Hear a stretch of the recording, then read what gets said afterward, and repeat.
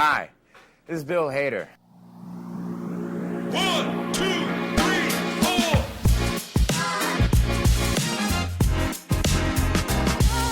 4. Bill Hader.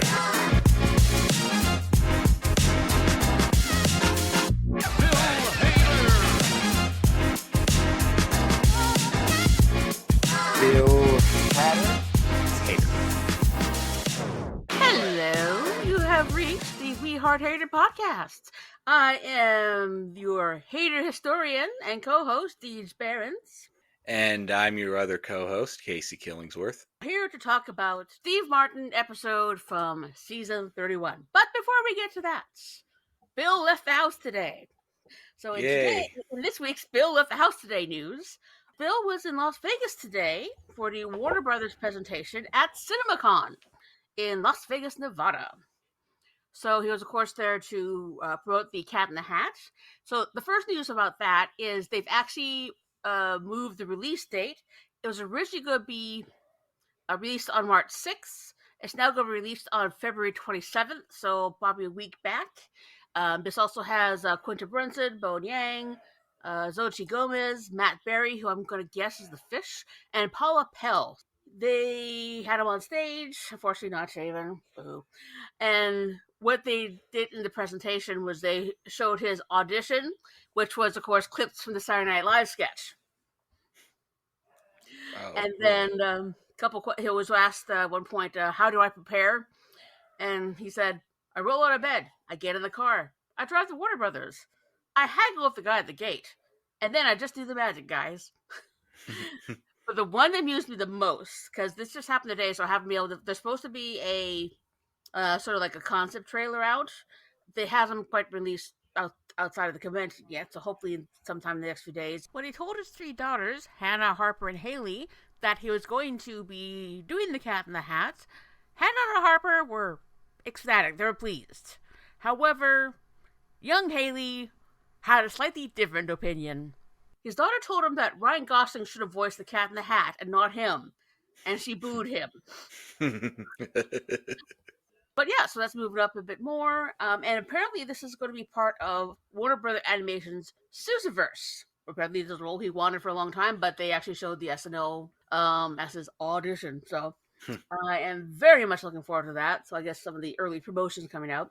And a side note, the rights to Acme versus the Coyote, or Wile E. Coyote versus Acme, have been bought by a new production company, so we may actually see that.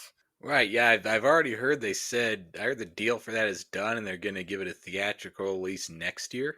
Yes, so I'm glad that got out of hiding. The first Cat in the Hat adaptation with Mike Myers that ended up getting made because there were, legal hassles that he seemed to instigate with the script over the Sprockets movie. I had heard that that live action Cat in the Hat with Mike Myers ended up being so bad that Dr. Seuss's widow or his estate made it a legal ruling that live action adaptations of Dr. Seuss's work would be banned. So no further ones than that. An animated one that gives Bill Hader some film work out of that. Yes. I've been trying to figure out for just some little minor pictures I've seen about what kind of animation style they're using. It kind of almost looks like what they might use in the Spider-Verse movies, but again, I can't be too sure.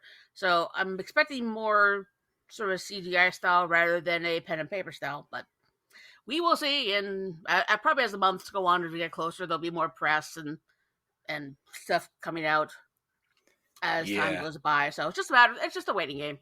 Yeah, I'd expect something like the CGI Grinch one with Benedict Cumberbatch. And, I heard Martin Short was the voice of a Cat in the Hat and when it was like a PBS kids cartoon show. So Bill Hader's the next in a long line of former SNL alums voicing the Cat in the Hat. Yeah, that show was... The Cat in the Hat knows a lot about that. And apparently in the new one, there'll be more than Thing 1 and Thing 2. There'll be Thing 3, Thing 4, but no news if Jonathan's going to be there. Right, already taken some creative license. It's Yeah. It's like Linda. I still laugh every time he says that. Okay. So we take us back to February 4th, 2006, New York City, with host Steve Martin and musical guest Prince. So, our first full on sketch is Hamas Party.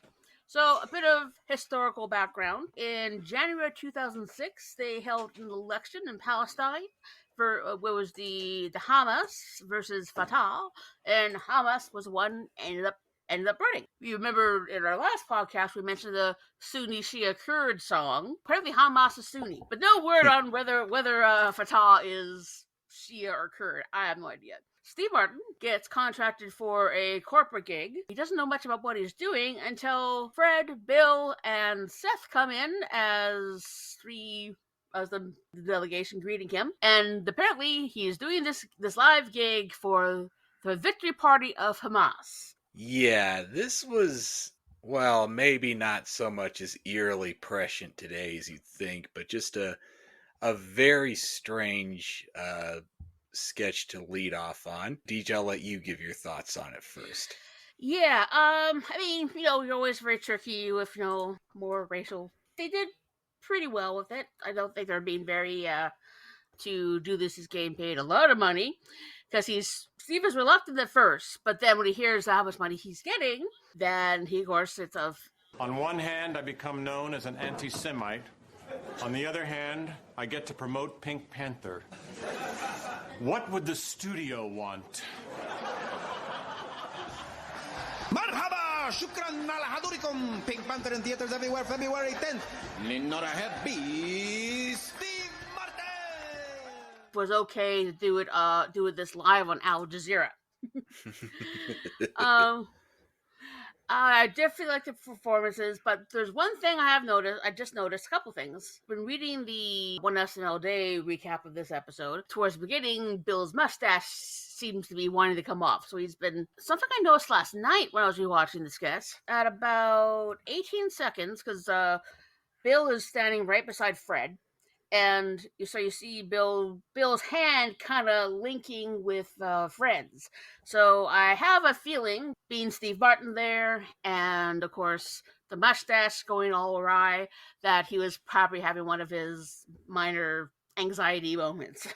Because he does tend to hang on to things or people when he's feeling that. He performed very well, very funny through the whole thing. Every time he would go back from not wanting to do it, they just throw more money at him. At the beginning, he's having a conversation with someone over the phone about this that turns out to be Britney Spears. One of my favorite lines from that is, Do we have some jokes about Fatah? Oh, I cannot wait. I bet you got some crazy jokes about Fatah. Well, I usually just do my act. I got some King Tut stuff. That's Egyptian, you know. Or you know, it'd be so great if you could mention Ahmed Khalaf. Oh, that would be hilarious. Maybe you could reference the time that his device failed to detonate. Oh, you gotta do it. But, for what it was topical because of the recent news. It wasn't so much the focusing on the Hamas itself, just the idea of the typical corporate gig that a lot of performers will do. And, of course, Steve Martin's endless need for money. All right. And you? This was a very strange sketch to, I believe, start off with. And it is Bill's first appearance of the night, which is kind of odd. So, as you said right out of the gate, he's talking on the phone to someone who is telling him how great it is to be Steve Martin. It is pretty wonderful being Steve Martin. I miss you too. I love you too. Okay, bye-bye, Britney Spears. Just pay a ton of money to do your act, tell some jokes, and then he has to fly away in a private jet after a couple hours. And this was in 2006, so Britney Spears was kind of a punchline, so that landed weird.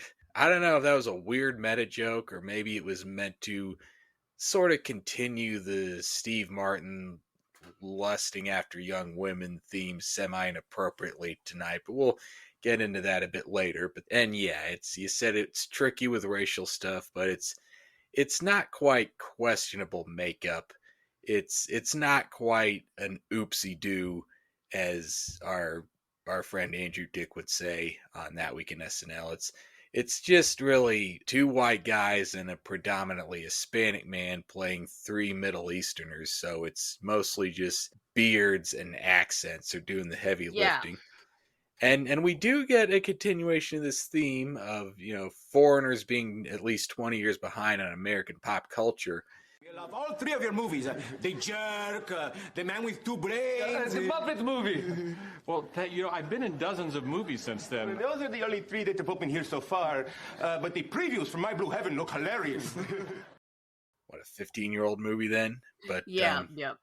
yeah, I did notice Bill touching his mustache. I thought it had to be one of the two. Is it the mustache falling off, the anxiety thing? But it's probably a combination. Bill has another line when they're offering Steve more money to, tell a joke about Ahmed Halak. Steve says, "I thought you guys were broke," and Bill says, "Broke-ish." Yeah, I did kind of like the shock of them saying he's a comedic hero in Palestine for his comic genius, his ability to play tender moments, and his known hatred for the state of Israel, which, again, plays a little differently today, but I think they got the reaction they wanted out of that. But you can't believe everything you hear in Star Magazine. Of course, they had a lot of things wrong. They're a gossip rag, and then and then right before they leave, Bill does Steve's classic catchphrase, "Excuse me," and that made me chuckle. And honestly, what I think is the thing that ages the worst about this sketch, given what we've learned via modern social media about the Israel and Palestine conflict, is Steve has to weigh appearing to be an anti-Semite versus getting to plug the Pink Panther, and decides that the studio would care more that he plugs Pink Panther. I think that the thing that ages the worst is the idea that someone in the entertainment business appearing to publicly take a staunch pro-Palestine stance now would be seen as shameful or anti-Semitic on its own, even if the producers of the new Scream sequels think that's bad PR or whatever. But I think more and more people are realizing nowadays that you can make a criticism of Israel's military or government or Netanyahu and not be seen as a total anti-Semite, and people can say free Palestine, and people are probably going to be able to recognize that as, they're standing up for innocent Palestinians being caught in this, and not automatically think, they're pro-Hamas, they're pro-terrorism. But maybe it's best that we not get too heavily into this topic right now, and just move on. But at least we did get the added meta wrinkle to this sketch of Steve Martin making fun of himself for completely selling out, because I do remember the Pink Panther got some pretty mixed reviews. Yeah, despite the appearance of Beyonce. There's one other thing I remember from that towards the end here. So, can I mention that Pink Panther is opening up on such and such a date? To which they say, yes, we've already confirmed that with your agent many, many times. Even when they're introducing him in the middle of Arabic gibberish, you can hear someone say, "Pink Panther opening in theaters February 10th, Steve Martin." And again, that was an added fun wrinkle of him criticizing himself. Next, Bill appears, and to add some historical context, that week was the State of the Union address from President Bush. And they had what they did was the State of the Gallery?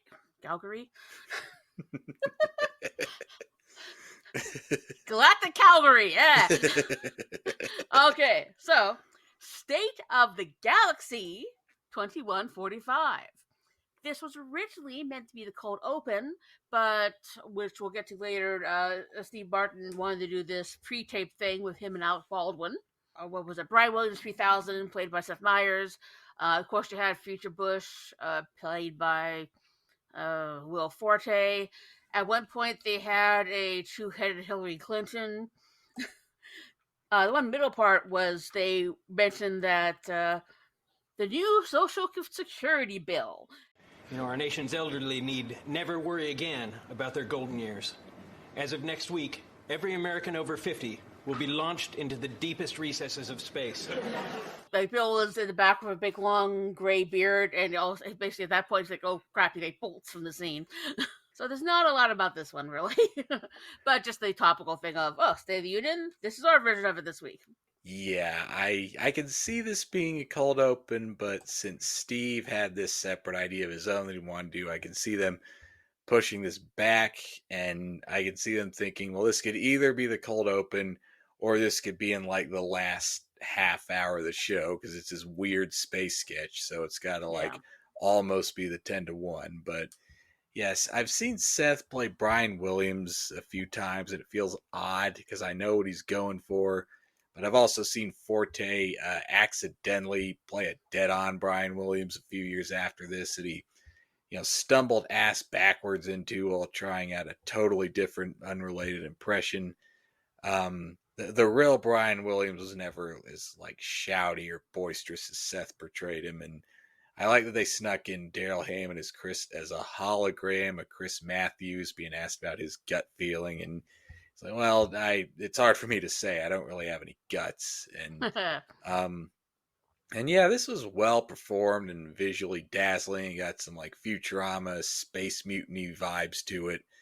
The rest of the dialogue was almost like white noise to me because it was, a little too closely tied to the politics of George W. Bush's second term to really truly be that funny. The Expedia.com U.S. Capitol building does feel like something that like Mike Judge would have edited out of the first or second draft of the Idiocracy script. I did like the gag that they're very close to capturing Bin Laden in 2045. Yep. Which got a bigger reaction in February 2006 than it could have at any point after May of 2011. Funny seeing Bill as like Timu Dumbledore just run out when... Sorry. Cute. Sorry. Oh, this is why you're my co-host, buddy. Thanks. I'm really hitting my stride. And yes, you are. He's a very elderly wizard-like vice president who just runs away when Fortes Bush says every American over 50 will be launched into the deep recesses of space. And then Horatio's like a Speaker of the House who mistakenly applauds when Fortes Bush announces that, we bought democracy to Jupiter. Unfortunately, the creatures of Jupiter elected the radical Flurgon Party, who have promised to destroy Earth within the year. And he's the only one that claps. Like, one thing I didn't get, what was a gag with both Amy Poehler and Rachel Dratch playing like a two-headed Hillary Clinton? When we return, a response from the opposition by Hillary Clinton. Good to be here, Brian. You're watching NBC Nightly News. Like, were they supposed to be like robots or some kind of two-headed clone or just a two-headed robot? I didn't get what that was. It must have had to cut a little bit out of that sketch, but yeah. It seemed like more of a throwaway visual. That's a pop it in a visual kind of thing. This had everything out of Futurama minus like heads and jars, but but good sketch all around, even if it had to be shoved into a weird spot in the show. Yeah, I definitely think it would have been better as a cold open, but when Steve Martin says, I want to do this, you listen to your Steve Martin. So next on is, there's one unique thing about this episode is they actually have 2 digital shorts this time. 2 digital shorts in this economy? Yeah.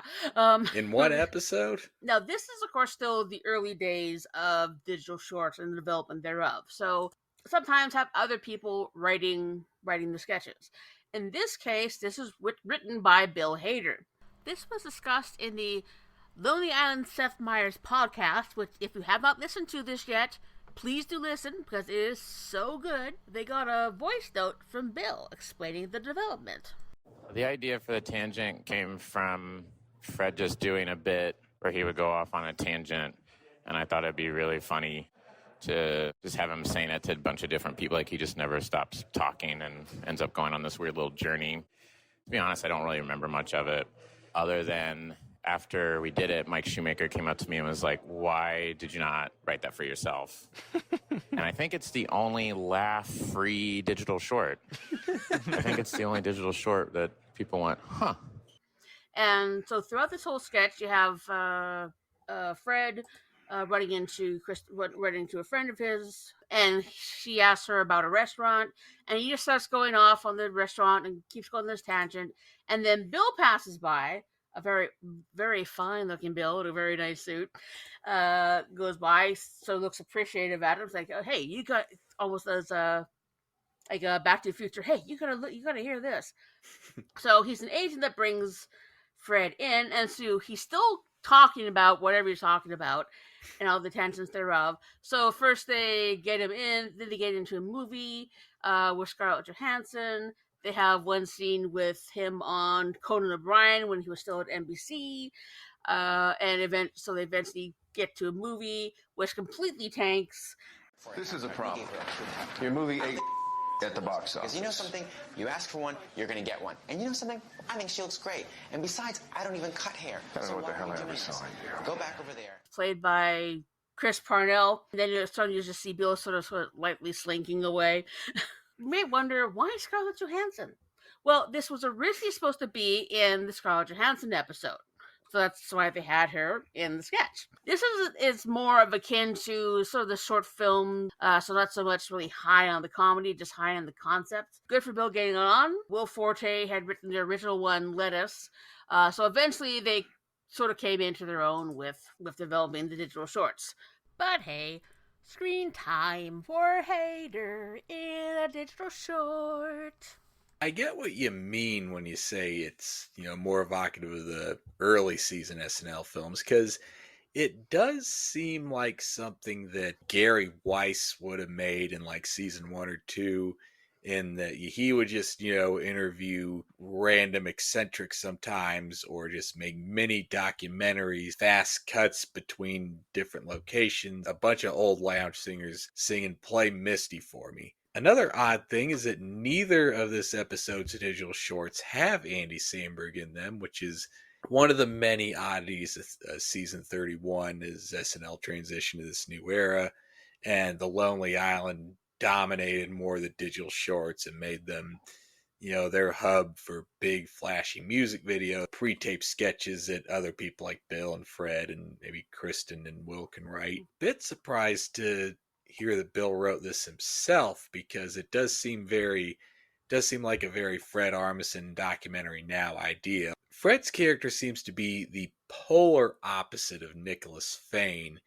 in that Joel in this short actually has a lot to say and a lot of ideas to express in one epic run-on long sentence, but Nicholas Fane seems like he's saying much but not expressing anything. Yeah.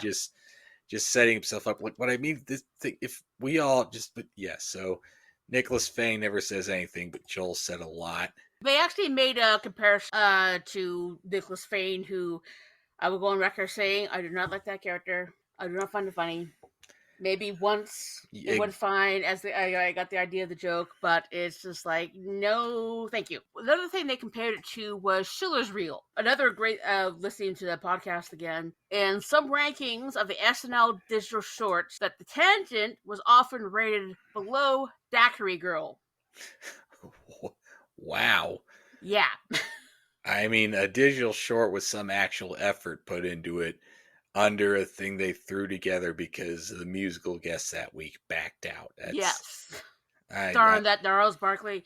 Yeah, I guess some people appreciated the blatant meta goofiness of Daiquiri Girl more, but, and this also has a cameo from the real Brian Williams, so another weirdly placed sketch. Yeah, I did like Chris Parnell's performance at the end, where he just plays a grim sleaze of it well. He's like, somebody get him the fuck out of my office, please. He really added the gravitas to that, as he does a lot. I love Chris Parnell's voice. He just has one of those voices. The thing I saw him in that I really enjoyed in him was Down with Love. Yeah, I've heard of it. Yeah, it's Renee Zellweger and Ewan McGregor. The main thing I know / remember about Down with Love is that Mad Magazine gave them a shout out once because they actually went to the trouble of having one of Mad's cover artists, Richard Williams, create a fake Mad Magazine cover as a prop for that movie, just with Alfred E. Newman as like a parody of Renee Zellweger's character, just to flash briefly on Ewan McGregor's character to read. Yeah. Since we've finished with the tangent and we're coming off a tangent, let's move on. Yeah, you see, I can segue too, Mr. Man, Mr. Killingsworth. Okay, so the very last one, but there's a lot of lore with this particular sketch. The surfer meeting. So this was one that they discussed in the same podcast episode. It's one of those things that played really good at the table. The focus of the sketch was a group of surfers, and there's one guy that just isn't fitting with the group. So in this, we have Andy Samberg as Brody, Jason Sudeikis as Dragon, Seth Meyers as Slapshot, Fred Armisen as Colossus, Bill Hader as Wiener Man, Will Forte as Buttface, and Kristen Wiig as the Chick. Steve Martin plays Ted, so everyone else is all decked out in surfing wetsuits. He's in a Hawaiian shirt. And he is really selling the surf language. Wow, that person sounds totally ungnarly. One of the brohams? No way. Ho, wipe out. But have you ever been out in the ocean surfing and you're getting bodacious and it's killer and you're having a great time with your bros and it's gnarly? And they were discussing that, okay, there's one person who's just not fitting in, and he's not getting the point that it's actually him. And all throughout the sketch, he's just double checking to make sure. Yeah. And you, Slapshot? Yeah. And you, Colossus? Absolutely. And you, Wiener Man?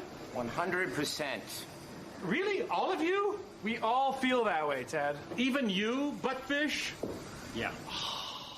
Still just trying to be able to stay, but eventually he does go, because there's one part where he ends where he's several people several times, and it's like, oh, wait, what do you think? I'm going to ask the girl? I can definitely see where this would be more of a audio thing rather than a visual thing, because it's very static. Yeah, sometimes you do have people sitting at dinner tables or couches, but there's at least some activity. A bunch of people standing and sitting around in wetsuits while Steve was doing his thing. There just wasn't enough energy in the background. So poor Steve Martin was forced to sort of try to carry this whole thing by himself, just because the other roles were very low key.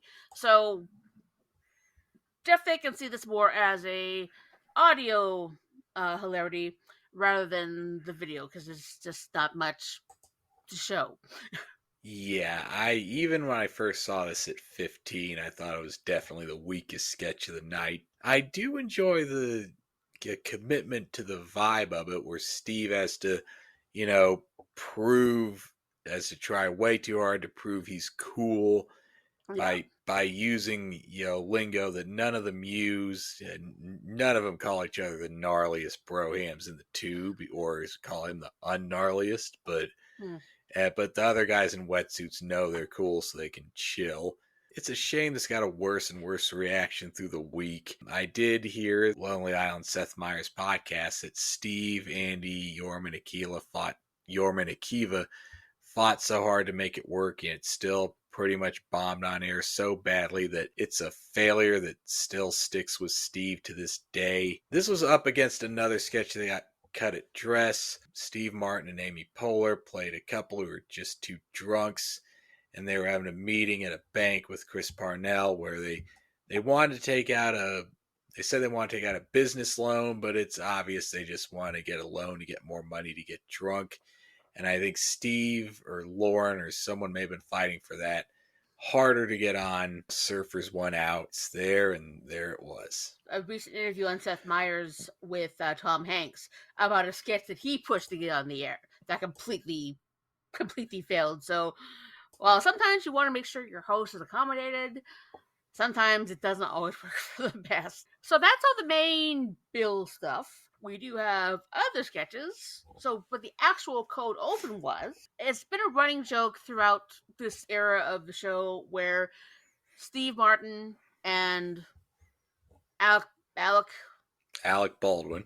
Alec Baldwin. Sorry, I was going to say Alec Berg. So I was thinking about Barry today, not Alec Berg. And Alec Baldwin have this constant competition for which one's going to have the most episodes. Oh, there's two parts to this where he's at dinner with Kelly Ripa, and apparently they're about to basically cheat on their spouses with each other, and he pops the Viagra. And so right at the corner shows up the Viagra counter, because there's a certain amount of time that this is going to, take effect. He's flattered that he's even out tonight because Alec Baldwin's hosting SNL tonight. Yes. That means he's going to break Steve's record. Yeah. So he, in a mad rush back to 30 Rock, hails a limo, not a taxi, to get back there. Yeah, so he's supposed to say, limo, and the taxi shows up. It's like, are you kidding? So finally limo shows up, gets him back there. Alec Baldwin is there with, I guess, with his dresser, talking about tonight is the night I beat my record. Steve cold cocks him and wraps him up in a rug and throws him out a window. He strangles him with a tape measure, and yes. And hey, fun fact, that dresser was actually played by longtime SNL writer James Jimmy Anderson. Cool. Yeah, even if he's a divisive figure for some of the stuff he's written in the certain online corners of the SNL fan community, I do like the inside baseball feel this adds to this cold open. And I love how Steve just snuck in with a fake beard to match James Anderson's apparent real beard. I know he has a mustache. I've seen him recently on Seth's show. That's when they do the live in New York on Saturday night. And then when they go into the monologue, part of this was welcoming back Maya Rudolph, who came back after she had her baby. This is her first show back. Just at that point where Maya comes in the monologue, where the Viagra timer runs out. And then you hear the spring, where he showing all these pictures from when he was there back in the day in Saturday Night Live. He tried to tell the story, and he kept changing the date and the time of year. And eventually showing all these pictures where they're basically pictures of him, but you can sort of see like maybe Gilda's hair in the corner or somebody's elbow.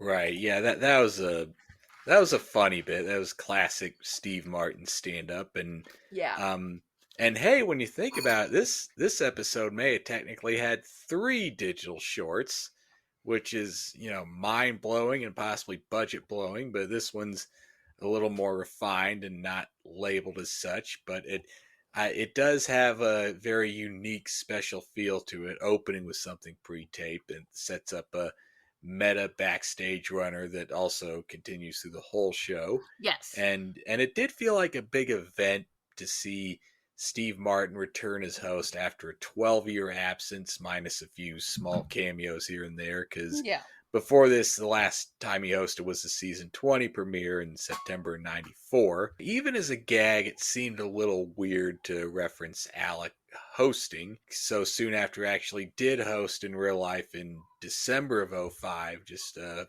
few months earlier.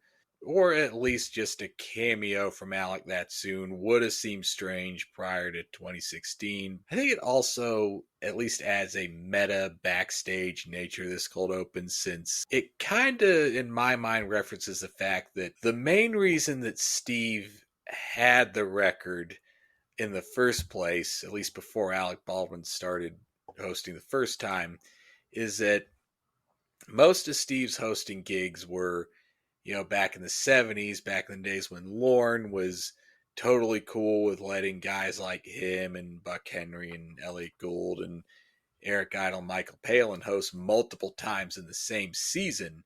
And I think the fact that he did that might have tricked my generation into thinking that he was an actual cast member, because hosting so many times back then in the 80s and 90s and being such a huge comedy figure, got to start on the show, meant that he was probably the first host to, have his own legitimate best of that they showed around the time that they went all in on best ofs in like the late 90s, early 2000s, when they came out with the Farley and Hartman ones and Eddie Murphy and all the other ones. So, and I do love that he just kind of nonchalantly snuck past a cleaning lady and then just casually walking through a hallway with a body rolled up in a rug while just chatting with Andy Samberg. I love this part too, and you can see Bill briefly with no lines, but he just walks past Lorne as Lorne says,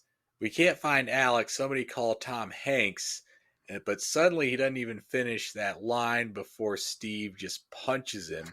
So it's like somebody call Tom Hanks, and then it's like of such rapid fire pacing. It's kind of like a Tim and Eric sketch. And the monologue, we start the real live portion of the show.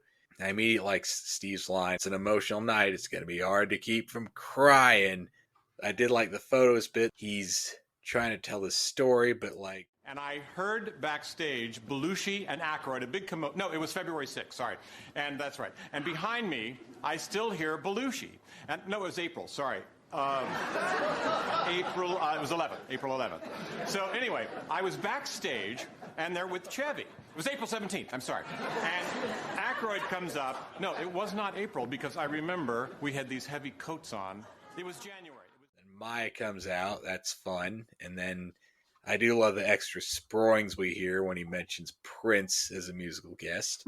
and luckily, Steve Martin is one of the few male comedians out there who, has enough charm and likability and his own unique personality that if any other male comedian his age did this, it would give off dirty old man vibes. But Steve's, charm and presence really washes that out and makes it work a lot better. And they do actually carry on with this sort of theme where Alec Baldwin was hosting, and then they had Steve Martin on basically by satellite on the television.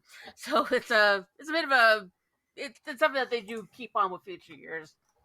So we do have, because this was at the beginning of February, of course, there is a nod to Valentine's Day. Will Forte and Amy, and they're talking about, give her this gift, they'll last forever, they'll show you how much you love her, and it's a teddy bear with a heart.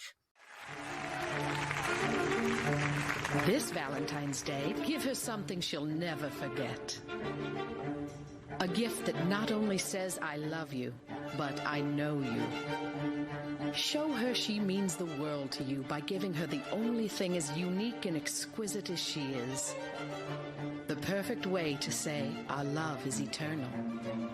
The gift that whispers, be mine forever.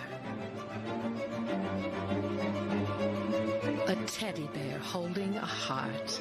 The gift that says I put a lot of time and thought into this. I've known that Valentine's Day was coming up for quite some time now. It did not sneak up on me. Deep emotions can't always be expressed in words, but when you hand her a teddy bear holding a heart, she'll know exactly what you mean to her. A teddy bear holding a heart.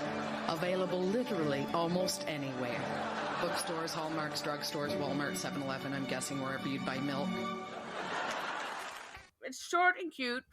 And yeah, another writer, Liz Kukowski, is next to Kristen Wiig as one of the spectators, and Paul Appel is the announcer. Yeah, it was cute and fun, and they must have liked this theme so much that they did this a couple other times in 2014 with some dumb little thing from CVS where Aidy Bryant says, "You've hurt me today," and then I think Christmas 2017 with Kevin Hart, they did a fake jewelry ad for like those little charm trinkets you get out of Pandora, those charm trinkets you like get out of a gumball machine. Cecily says he got me this, I got him a threesome. So it's just it's like the first in a long line of sarcastically fancy romantic ads for the cheapest gift imaginable. The next big sketch is Oprah. Now, one thing that happened around this time, Oprah was starting her book club, and there was a memoir called A Million Little Pieces, originally released in 2003 by James Frey. This was the very first books that Oprah featured in her book club, and it turned out that most of everything in the book was a complete lie and fabrication. So it wasn't an actual true story about getting back from drug addiction. It was all lies. Another author who now this is of course prayer for the show, Stone Freeman, who wrote the book Skating at the Bottom of the Ocean, which is not an actual book. I checked. Again, we do our research here at Hater headquarters. Wants to bring out Stone Freeman to give him an opportunity to explain. And throughout the whole thing, it's constantly twisted on, this was actually a lie, but it's actually true. So you're saying that everything in this book is true? 100% true, with a margin of error of 100%. I see. So what parts of the book are not true? Well, it's not so much that they are untrue as much as they are true-less or lie-ish. Stone, I am giving you a chance to admit to any falsehoods. What it did remind me of is, have you seen the movie Labyrinth? I have not. There's one point in the movie where the main character, she has to get to this castle to save her baby brother. It's a bit based on an old puzzle called the Knights and Knaves. So she's got two doors, where one door leads to the castle, the other one leads to certain death.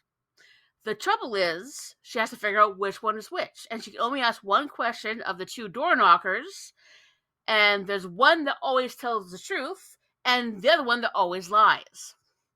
And just the way they explain how to try to figure out what question to ask and how to get the right answer, completely flip-flopping on that the entire time. Definitely made that a lot of fun. Eventually it turned around. And I'd like to thank you for being on my show. So thank you very much, Oprah Winfrey. Thank you so much Hey, for how about having that, me. huh? That's wonderful. Wait a minute, this is my show. Now we're going to go release him and hunt him, so she goes off stage with his crossbow.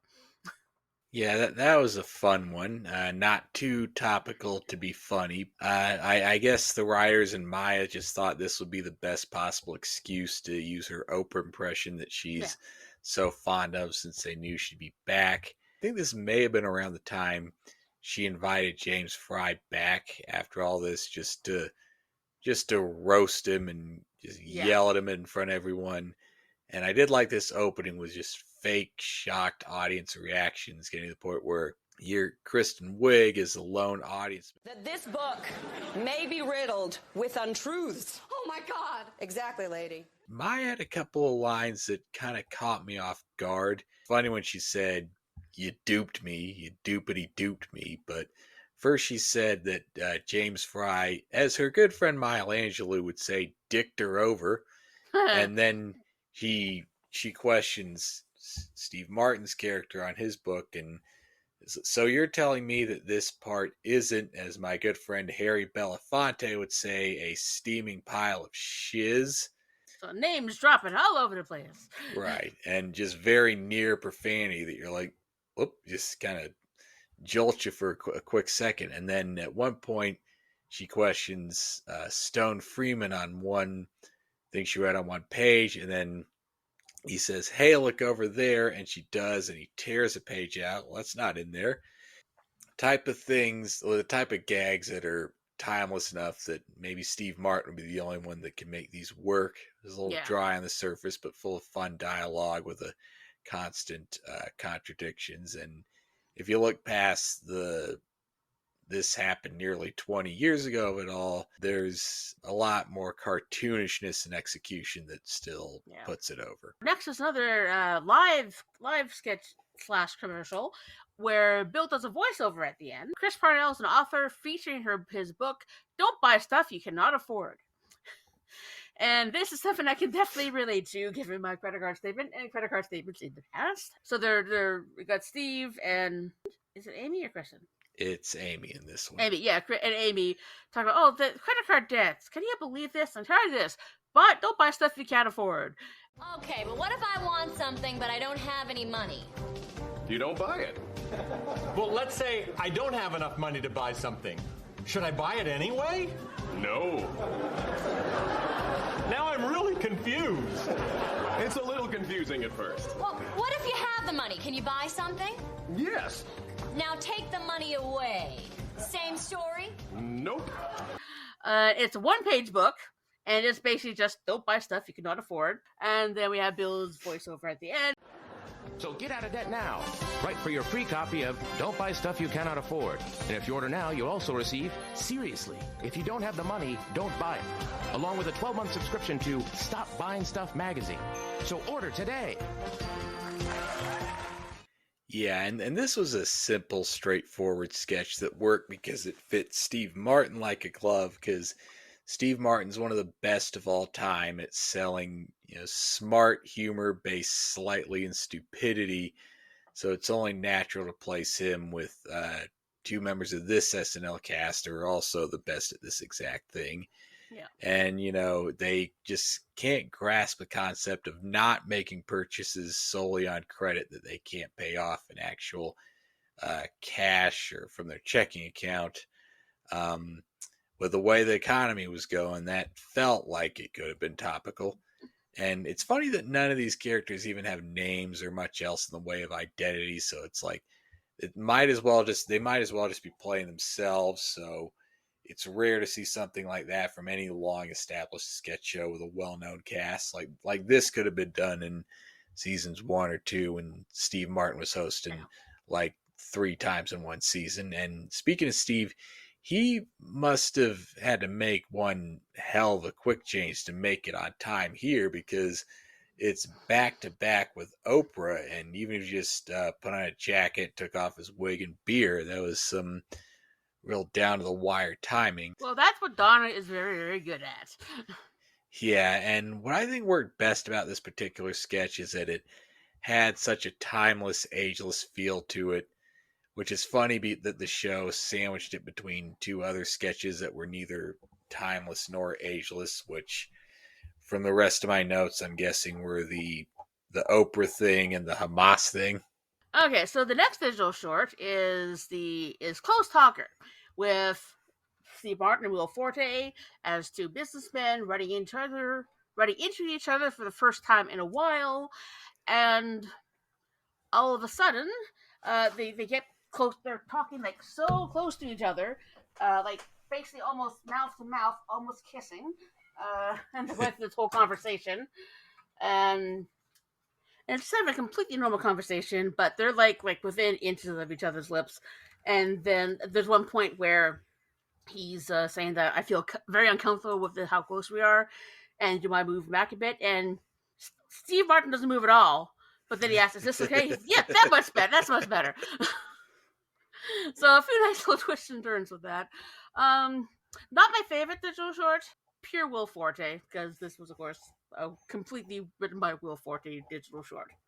Yeah, I agree. It was the rare, non-Sandberg, non-Lonely Island short, but I think it expertly blended real heartwarming pathos with Steve's charm and Forte's oddball sensibility. And I do still like how early the digital shorts run. They were experimenting with this format and when and how they would use them in the show. And, it had a pretty decent ending for what it was. Yeah. Okay, so next up is Quick Zoom Theater, as presented by the Canon Quick Zoom. I did try to look up online if this was actually a camera that came out. They had something similar with a different name. To demonstrate the zoom, they put on a presentation called The Checkup. So it's Fred Armisen and Steve Martin as a doctor and a patient. And every time they get to a certain point, the camera will zoom in really close on them. But it's usually at very weird words. Not where you think, it's like, excuse me, is this your extreme close-up pen? There's one point where Keenan comes in, and when they do the zoom, it's completely off of him. So they are doing a lot of changes of random zooms of different words and different things.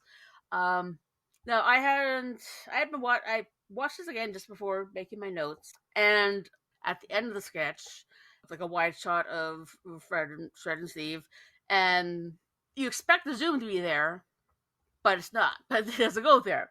So then all of a sudden, Steve walks up to the camera and walks back. Very similar to Dr. Tung's 3D House of Fill in the Blank from SCTV. But at this particular point, I was drinking water from my water bottle, and it just caught me off guard, and I laughed so hard that the water went through my nose. Ugh. I hate when that happens, but That was not comfortable. But I did like that, and I did like Keenan's botch close-up near the end where he has to walk into it on the side. And Parnell played a fun, dramatic host, and everyone played well off each other here, just tightening the most banal, normal, non-catastrophic doctor's appointment. And even though this came off like such blatant product placement that it reminded me of the actual product placement for like the Polaroid cameras that they had to do in season 1 with Candice Bergen and Jane and Belushi. There was fun to be had here, and also it's just pretty funny to see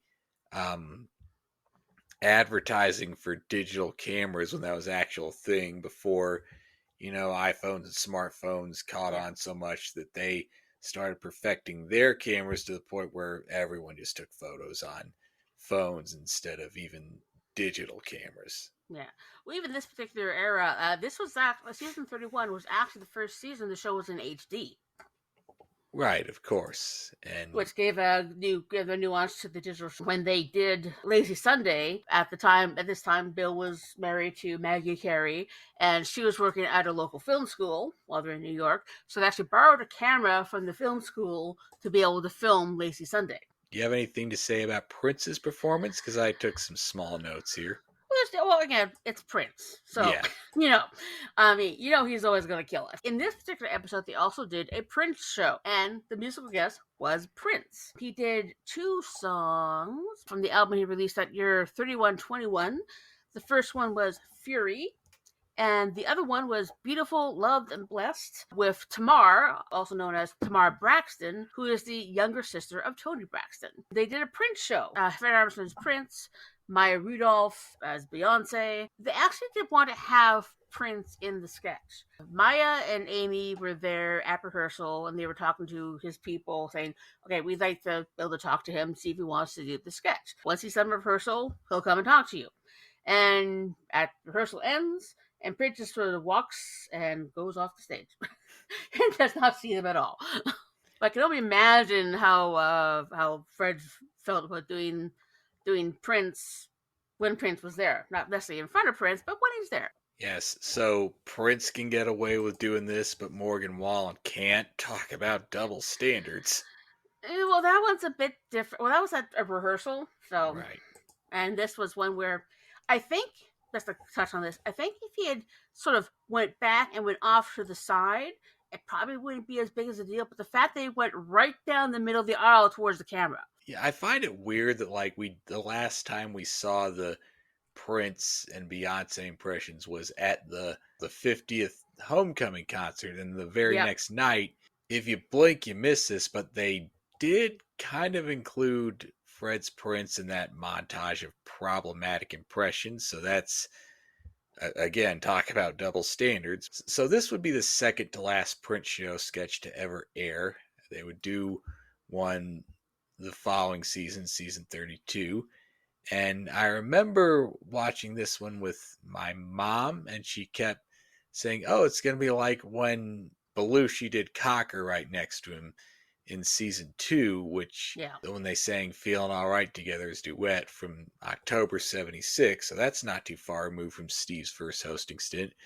But Prince never showed up on screen, which disappointed and confounded many, I'm sure. I think they just wanted to do this to now they can say they've both seen these impressions, because I think Maya did one when One of the Week's Destiny's Child was a musical guest. Well, at least Fred had the respect to wear a slightly different wig to more exactly match Prince's real hair, which we had seen on stage during his performance. And this had its moments. It felt like it was obviously missing something, but it was largely saved by Steve doing a slightly less ridiculous French accent than he just did in Pink Panther at the time.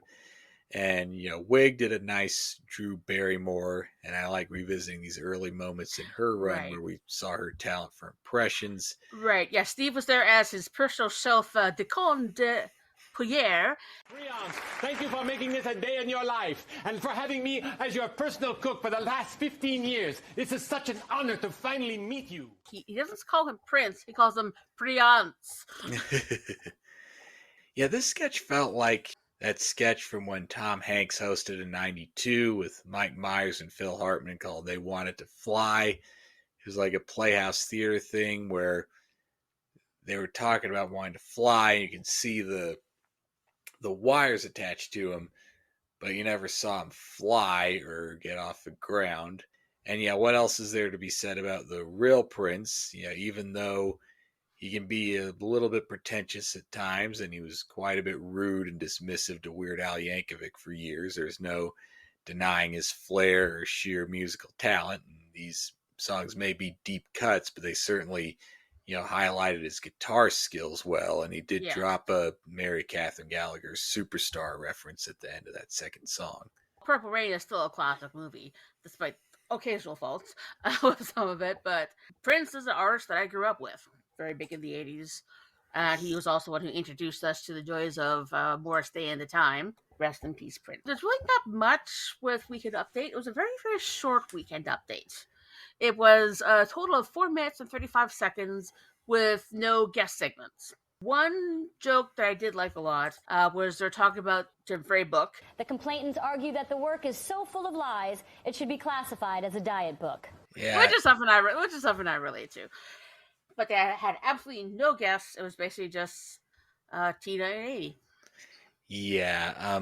There were a few other jokes that, landed with me, not that they were particularly funny, just because they stood out for their sheer strangeness or other reasons. So Tina and Amy both did kind of a rant on Samuel Alito holding up an abortion ban, which may be hauntingly prescient today. Yep. Amy told a joke about a ban on human-animal hybrid cloning in Australia, and the punchline was bad news for the fabled mangaroo. And this congressman, this politician, Sam Brownback, who made a homophobic remark recently, and he said he's sorry, he doesn't have anything against the gay community, he just was kind of lashing out over the constant Brownback Mountain jokes he receives. There was an odd moment where I think it was Tina talking about there was an event at an African history museum with this diverse group of congressmen who she called the Congressional Black Eyed Peas, which I thought that was pretty hacky. And there was Tina had a joke about a 17-year-old high school girl setting a new record by playing against the Knicks. And it stood out to me. It was like a nice, and it was like the opposite of those cheap, borderline misogynist WNBA jokes that Michael Che would tell a lot in the last year or so. Yeah. And that's Weekend Update. Wasn't much to it. Now I think I'm trying to remember which part of this was in, but there was another bit backstage with Alec Baldwin. He doesn't want to go back out. Talks to Lauren saying that I want to get a raise. Lauren, we got the early ratings in and they're sky high, and the critics are already saying that this is one of the funniest shows ever. That's great. So I want to renegotiate my contract. I want more money. Can't do it. Lauren, what did you pay me the first time I hosted in 1976? $5,000. And what are you paying me now in 2006? $5,000. I want $5,500. Steve, I can't do it. It sets a bad precedent. How much do you get per show? I don't see how that... Really... How much? Come on, how much? $12 million. Does that seem fair to you? Steve, we need you downstairs for the next sketch. So what's it going to be, Steve? The money or the show must go on? Of course, Lauren says no, but he's saying that, well, we have options. And then they cut to Alec Baldwin, who is quite obviously concussed. And then right beside him is Jimmy Fallon. We go back to the running joke about promoting the Pink Panther movie, and that gets them back out on stage for the same amount of money. Yeah, it was a nice conclusion to this episode's runner, and this was kind of a blackout, get in, get its punches in, get out quickly, and Yeah. nice of Jimmy to make a cameo because at this point he was more removed from hosting late night than he was from leaving SNL. He'd only been gone a couple of seasons, but it'd be a few years down the line when he'd get to host Lorne's late night shows. Well, they all take development. So this is the national anthem rehearsal, which is a small impression parade. We have Horatio Sands once again, the Aaron Neville. And then we have Keenan as Aretha Franklin, and of course, there's fat jokes aplenty.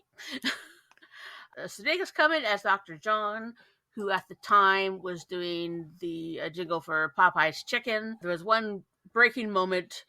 Aaron Neville was talking about the benefits of cocoa butter and how it makes his tattoos stand out. And then Aretha comes in and mentions how she actually dated Tattoo. Okay. Oh, tattoos? Back in the 70s, I went out on a date with Tattoo. Herbie Villagez. That's right. I picked him up and threw him through a basketball hoop. That little bastard got so mad, he almost tried to stab me. Now, that's what I call foreplay. Oh, okay. Why throw that in there? But they were very close to, throughout the whole story, they were all very close to breaking, which is, of course, something that Sands was somewhat famous for. Of course, he doesn't have Jimmy Fallon to sort of encourage that out of him anymore. So it was an okay thing. I actually didn't have the host in it at all. So it's another hostless sketch. Yeah, I mean, after seeing Keenan's Aretha Franklin, I think I may have spoken too soon when I said the Congressional Black Eyed Peas joke was the hackiest thing in this episode. But just, yeah, it made me thankful that Keenan did swear off playing female drag roles when he did. And I get why they'd want to use Horatio's Aaron Neville, because the Super Bowl was in New Orleans, where he was from, and he was obviously going to do that in real life. I still don't get why this impression exists, even in the first place. And yeah, they themselves admitted in that in memoriam montage that it was questionable. And at least this did have Jason Sudeikis' Dr. John, which might have been his first live appearance in this episode. And Amy and Seth did okay in thankless straight roles. And, well, the surf gang come after or before this? I think the surf sketch might have been the 10-1, the last thing in the show. Yeah. But I think it was just right before our last sketch that we have left to talk about, which I'll throw it over to you for. Yeah, so it'd be Naturally Crafting. Not my favorite. Is kind of like a play on Baby It's Cold Outside. Rachel Dratch is the host of a craft show, Naturally Crafting, from Craft Holler. Steve Martin is playing Jack Patrick, who does these Valentine's wreaths. And throughout the whole thing, she is trying to mention, it could snow, and if you want, you can actually stay over. You know, wreaths are the perfect way to liven up a home in cold weather. You know, with the nor'easter blowing in, Jack, you might not be able to drive back to Shelburne by nightfall. I think I can make it. I got the snow chains on the car. Well, I'm just saying, if you need to, you can crash right here at Craft Holler. Well, thanks, Midge, but I won't need to. Chains, I got four-wheel drive, I got all this, so she's trying to convince him to stay. He say, nope, I'm going to go. This was actually the last sketch of the night. I didn't pay much attention to it, really. It was okay. Very, very end of the show. Not the best thing they've ever done. Yeah, it was a little bit better than I remembered, but it's not up to much premise-wise. But again, it's one of the things that only Steve Martin and Rachel Dratch can perfectly sell the budding tension of. And the one highlight of this was when Steve flubbed a line. I've driven in way worse storms than this, so I don't see any reason why I would need to crash here at Crash Holler. Craft Holler. Craft Holler. The next time he had to say that, he overcorrected himself by over-enunciating Craft Holler. And although I thought he actually said Crap Holler. No, he didn't go that far with it. But it was a definite slight flub in the line. But with a name like that, it stands to reason. The one last little bit, where when they come back for the good nights, I guess he was engaged in a conversation with Prince or something, and he seems very surprised. So, oh wait, we're actually back live on the air. Yeah. Another thing I found interesting overall about this episode is only 20 minutes of it is on Peacock.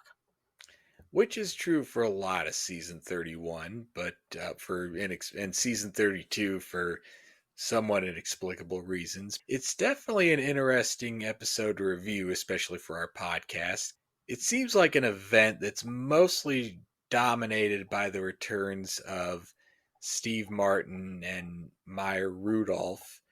I mean, for our podcast, I had some doubts about it going over it. It doesn't feel like Bill is in this a lot, so as far as, how this episode might have affected his legacy, basically there for people to point to and say, hey, Bill got to work a little bit with Steve Martin in his first season on the show. He was part of a new era that was getting semi-legitimized by just having a new cast and getting good again, and being good enough that legendary Five Timers Club hosts like Steve Martin and Tom Hanks, who really hadn't been there since the 90s, have decided to come back and work with this new group of kids because they got a movie out they really want to plug. So basically the episode. Yeah. I mean, the main focuses for the Big Bill stuff was, of course, the Hamas party and the digital shorts. Bill wanted to be a filmmaker and wanted to be a director, that he was very eager to work with the Lonely Island as much as he could, because eventually did end up doing.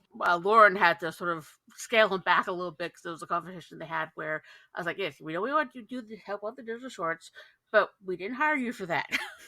We hired you for this. So we didn't hire you to run cable for the Lonely Island, so let's kind of focus away on there. In that bears lots of good stuff in the future with laser cats and other things. That is all for this episode. This is our 8th episode, so we have officially become a podcast. We can officially call ourselves podcast now. We have 8 episodes. We've established ourselves, and we've got a foothold in the podcasting world. Yep, and we've had some copyright notices.